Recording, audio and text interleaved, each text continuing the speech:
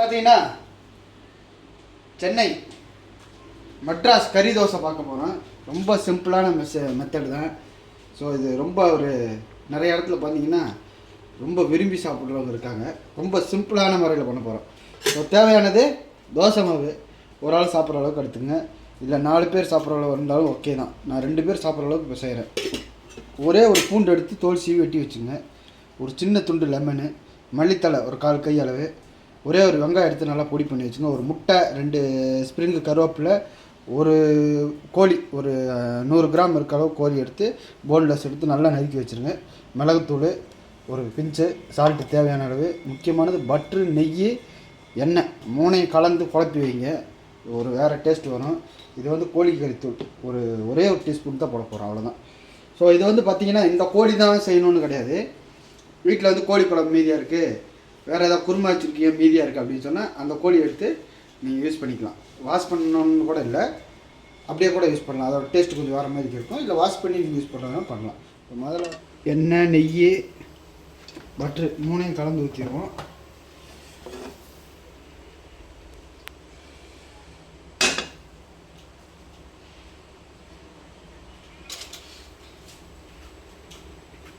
ஏன்னா இதுக்கு இன்க்ரீடியன்ஸ் வந்து நிறையா போடலாம் நம்ம வந்து.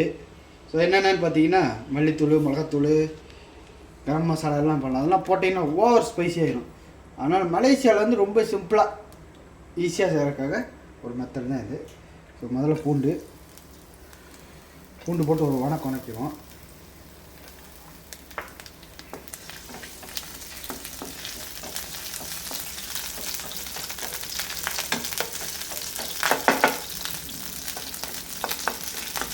பூண்டு வந்து ப்ரௌன் ஆகட்டும்.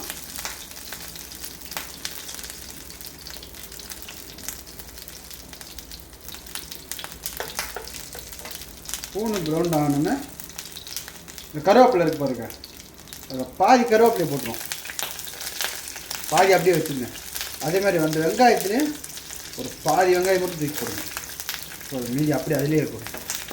அது ஒரு சீக்ரெட் இருக்குது. முதல்ல ஒரு வணக்குவோம். நல்லா வணங்கினானே ஒரு 1 மினிட் வணங்கினா போதும். ரொம்ப நேரம் ஆனால் கோழி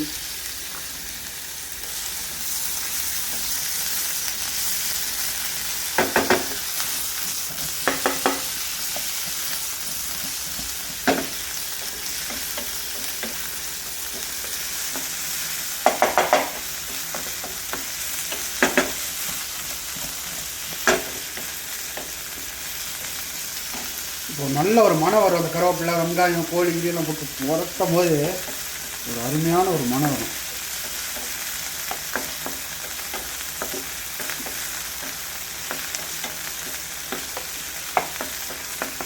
நிறைய பேர் கேட்குறாங்க எவ்வளோ நேரம் குக் பண்ணால் இந்த கோழியெல்லாம் வேகணும் அப்படின்னு சொல்லி.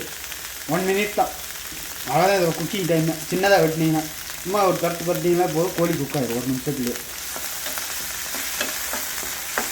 ஸோ கிண்டியாச்சு. இந்த ஸ்டேஜில் சால்ட்டு தேவையான அளவு போட்டுருவோம். போட்டாச்சு. ஒரு கிண்டிடுவோம், ஸ்லோ பண்ணிடுவோம். கோழிக்கறிக்கு போட்டுருவோம். போட்டு ஒரு குழப்புங்க போதும். ஒரு மாதிரி கலர் வரும். முட்டையை உடச்சி ஊற்றணும். ரொம்ப நேரம் வதக்காம கோழிக்கறியை போட்டு தூளை போட்டு ஒரு கலக்கி ஒரு பரட்டி எடுத்து அப்படியே இந்த லெமனை லைட்டாக புழிஞ்சிடுங்க. அவ்வளோதான். ஓகே.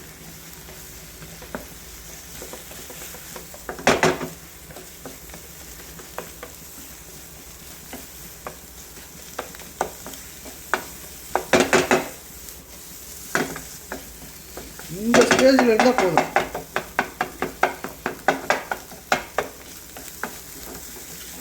இது லைட்டாக தண்ணி ஊற்றிக்கலாம் ஊற்றிக்கலாம். ஆனால் நான் தண்ணி ஊற்ற போடுறதில்ல. அவ்வளோதான், ரெடி. அப்படியே ஒரு பவுலில் ட்ரான்ஸ்ஃபர் பண்ணிடுங்க.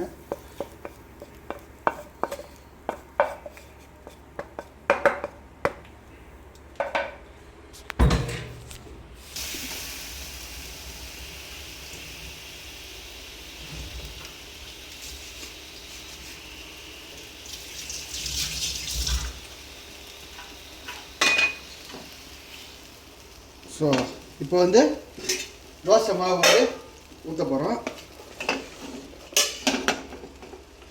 ஸோ இதுக்கு தோசை எப்படி ஊற்றணும் பார்த்தீங்கன்னா, ரொம்ப மெலிசாக ஊற்ற வேணாம், கொஞ்சம் தின்னாக ஊற்றிங்க. ஊத்தாப்பம் ஸ்டேஜில் ஊற்றிங்க. நிறைய பேருக்கு தோசை ஊற்ற முடியல, தெரியலன்னா, ஊற்ற தெரியாத ஆளும் இருக்காது யாருமே. சரி ஊற்றிடுங்க. மினி தோசை வேணுன்னா இப்படியே கூட ஊற்றலாம். ஸோ மினி வேணாம், கொஞ்சம் பெருசாக இருக்குன்னா சைஸை பாருங்கள். அவ்வளோதான். இவ்வளோ தான் இந்த சைஸே வந்து இந்த சைஸ் இருந்தால் ஓகே.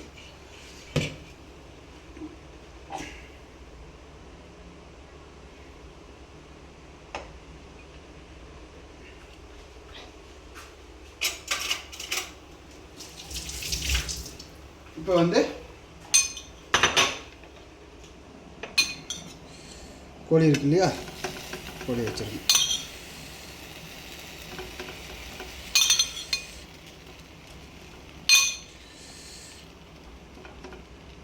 ஸோ உங்களுக்கு எவ்வளோ தேவையோ அவ்வளோ வச்சுக்கலாம்.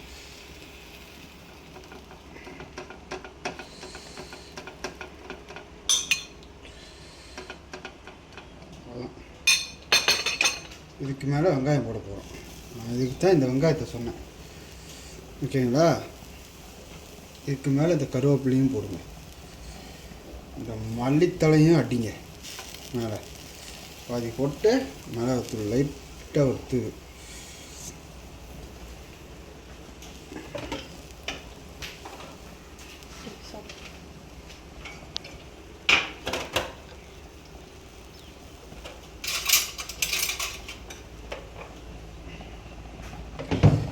இப்போ குழப்பி வச்ச நெய் பட்டரெல்லாம் இருந்துச்சுல்ல, அதெல்லாம் எடுத்து இப்படி மேலே ஊற்றுங்க கொஞ்சம்.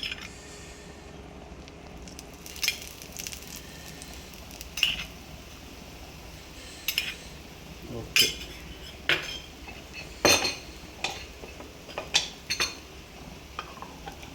ஸோ உங்களுக்கு கொஞ்சம் கிரேவி டைட்டாக வேணுன்னா நீங்கள் போட்டுக்கலாம். கொஞ்சோண்டு தண்ணி ஊற்றினீங்கன்னா கொஞ்சம் லூஸாக வரும். எனக்கு அப்படி வேணாம், கொஞ்சம் தின்னா சாப்பிட்றன்றவங்க தண்ணி இல்லாமல் இப்படி செஞ்சீங்கன்னாலும் ஓகே தான். தண்ணி இல்லாமல் செஞ்சிங்கன்னா சில்ட்ரன்ஸ் வந்து சாப்பிடுவாங்க, அந்த கோழியோடு சாப்பிட நல்லாயிருக்கும். ஸோ தோசை குக் ஆகுது, குக் ஆகட்டும். கொஞ்சம் வந்து ஒரு நிமிஷம் ஆனால் திருப்பி போட்டுருவோம்.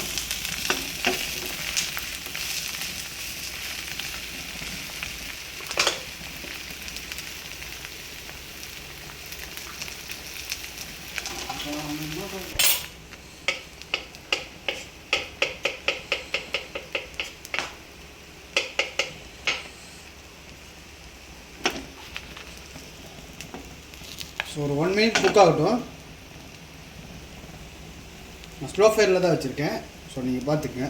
ஸோ இதோட குக்கிங் டைம் பார்த்தீங்கன்னா, தோசை ஒரு சைடு வந்துச்சுன்னா போதும். இன்னொரு டைம் கோழி போட்டிருக்க இடத்துல வந்து நம்ம திருப்பி போடும்போது ரொம்ப நேரம் குக் ஆகணும்னு கிடையாது. 35 செகண்ட்ஸோ 40 செகண்ட்ஸில் நீங்கள் எடுத்துடலாம். ஸோ நீங்கள் இப்படி செய்ய போய் கையில் சூடு வச்சுக்காதீங்க, பார்த்துக்குங்க, திருப்பிடுவோம். ஸோ பாருங்கள், ஒரு சுவையான சிக்கன் கறி தோசை வந்து ரெடி ஆயிடுச்சு. இது ரொம்ப நல்லாயிருக்கும், செம்மையான ரெசிபி, மறக்காமல் ட்ரை பண்ணுங்கள். ஸோ சாப்பிட்டு எப்படி இருக்குன்னு சொல்லுங்கள்.